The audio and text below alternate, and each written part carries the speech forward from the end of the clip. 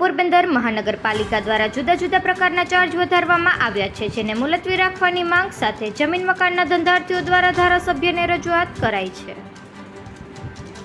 પોરબંદરના જમીન મકાન સાથે સંકળાયેલા ધંધાર્થીઓ અને બ્રોકરોએ ધારાસભ્ય અર્જુન બુડવાડિયાને મળી રજૂઆત કરી હતી, જેમાં જણાવ્યું છે કે જમીન મકાન લેવેચ અને બાંધકામ સાથે જોડાયેલા નાના વેપારી, બિલ્ડરો અને લેતી દેતી કરવામાં મધ્યસ્થી કરતા બ્રોકરોનો વ્યવસાય આમ પણ ઘણા વખતથી મંદીનો માર સહન કરી રહ્યો છે.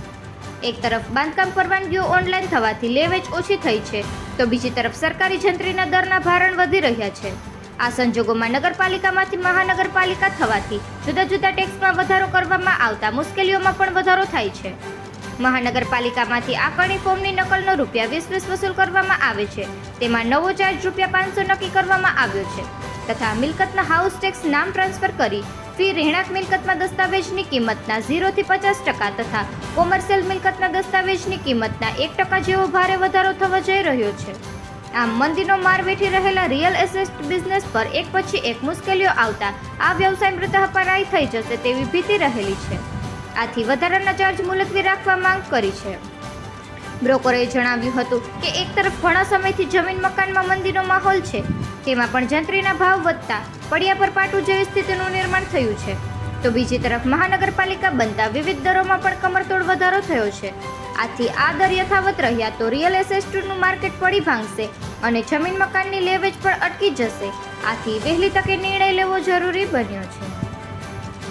નિકુલ પોપટ, પોરબંદર ટાઈમ્સ. હું અત્યારે નવગણભાઈ, પોરબંદરનો રહેવાસી. હાલ જે પોરબંદર નગરપાલિકામાંથી મહાનગરપાલિકામાં જે તબદીલ થયું છે ત્યારથી પોરબંદરની પ્રજાને આમ જોઈએ તો સુખાકારીની જગ્યાએ દુખાકારી જેવું પરિવર્તન થયું છે. જે બાંધકામ મંજૂરીઓ હતી એ બાંધકામ મંજૂરીઓના પોર્ટલ બંધ થયા છે, બિનખેતીના હેતુફેર બંધ થયા છે અને જે મજૂરી માણસ છે એને રોજીરોટી મળતી હતી એ એક જ સ્ત્રોત હતો પોરબંદરમાં બાંધકામનો, એ અત્યારે બંધ થઈ ગયો છે. એટલે અમે આજે પોરબંદરના માનનીય ધારાસભ્ય શ્રી અર્જુનભાઈ મોઢવાડિયાને એક ધ્યાને વાત દોરવા માટે આવ્યા છે કે હાલ જે આ પોરબંદરની પ્રજાને તકલીફો પડી રહી છે, એક તો બાંધકામ મંજૂરીઓ બંધ હોવાને કારણે કડિયા કામ, કલર કામ જેવા અનેક અને સાથે દુકાનદારોનો પણ ધંધો બંધ થઈ ગયો છે. અને બીજું કે જે નગરપાલિકાની ટ્રાન્સફર ફી હતી ત્યારે છાયા નગરપાલિકા અસ્તિત્વમાં હતું ત્યારે એ ફી ખાલી ₹10 ફોર્મ લઈને લેવામાં આવતી અને પોરબંદર છે તો પોરબંદરની અંદર એ ફી ₹1000 હતી. ત્યારે આ નામ ટ્રાન્સફર છે એ મિલકત ધારક પોતાનું નામ ખાલી જે નગરપાલિકા તે એની પાસેથી ટેક્સ વસૂલે છે કે સફાઈ વેરો છે કે પાણી વેરો છે તો એનું તબદીલ કરવા માટે થઈને ત્યાં નામ ચોપડે લે છે. એની કોઈ મિલકત નામે ટ્રાન્સફર નથી કરી દેતા કે જ્યાં મહાનગરપાલિકા દ્વારા 1% જેવી ફી લેવામાં આવે છે. જંત્રીના ભાવ વધારાના હિસાબે એક તો મિલકતના ભાવ 25 થી 50 લાખ જેવી થઈ છે.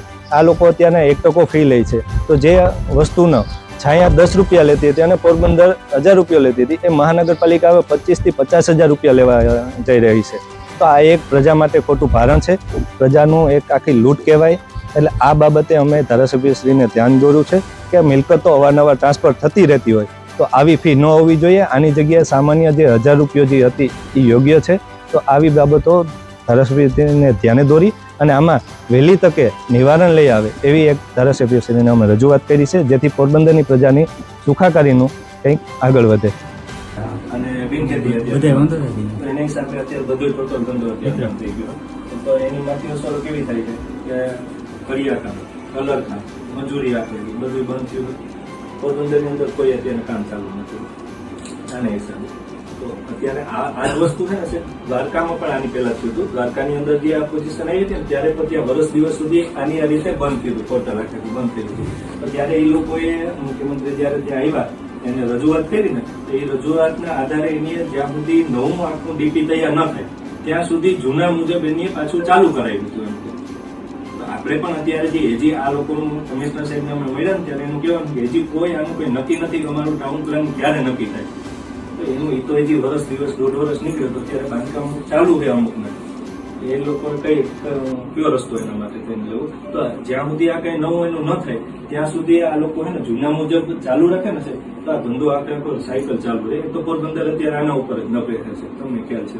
અત્યારે ઘડિયાળ બેરોજગાર થઈ ગયા, બધા વેપારીઓ સિમેન્ટના લોખંડના બધા વેપારીઓ બેરોજગાર થઈ ગયા. લોખંડના ઘરે કહેતા હતા મારી પાસે લોખંડ પડ્યું ગઈ કે મારે એક અત્યારના જે ભાવ છે ને એનાથી કે 10 રૂપિયા કે 15 રૂપિયા સસ્તું કરીને પણ આખે મારે દુકાન હવે બંધ કરી દેવી છે. એટલે અત્યારે ધંધો જ નથી પોરબંદર ની અંદર. અને બીજી વસ્તુ મોટી સાહેબ અત્યારે એ છે કે અત્યારે મહાનગરપાલિકા જે છે તો અત્યારે કોઈ પણ મિલકત હોય તો મિલકતનું નામ ટ્રાન્સફર કરવું હોય તો નામ ટ્રાન્સફર અત્યારે 1/2% થી 1% એની ફી કરી છે કમિશનર સાહેબ. આ છે રાજકોટમાં કે 22 તારીખે પૈસા ભર્યા, આ 30 લાખનું મકાન છે, ફોન પે પર 30 લાખનું છે. હવે 1000 રૂપિયા ટ્રાન્સફર ફી હતી, હવે એ 1/2% થઈ ગયો. ને કોમર્શિયલ હોય ને એટલે 1%. હવે આ વિચાર કરો કે હવે 30 લાખનું મકાન હોય અહીંયા 1000 ની ઠેકાણે 15,000 લખીને લઈ આવ્યા છો બધી? અમે કોઈ તમારી પાસે મૌખિક રજૂઆત કરવા જઈએ સર લાલે કે આ જે વસ્તુ છે રાજકોટ અમદાવાદમાં આ કોઈ નથી. આપણે કોઈ પણ વસ્તુ છે તો એ મિલકત હોય સબ રજિસ્ટરમાં ટકાવારી લે તો બરોબર છે કે મિલકતનું એનું નામ ટ્રાન્સફર કરે છે. તો મહાનગરપાલિકા છે એ તો ખાલી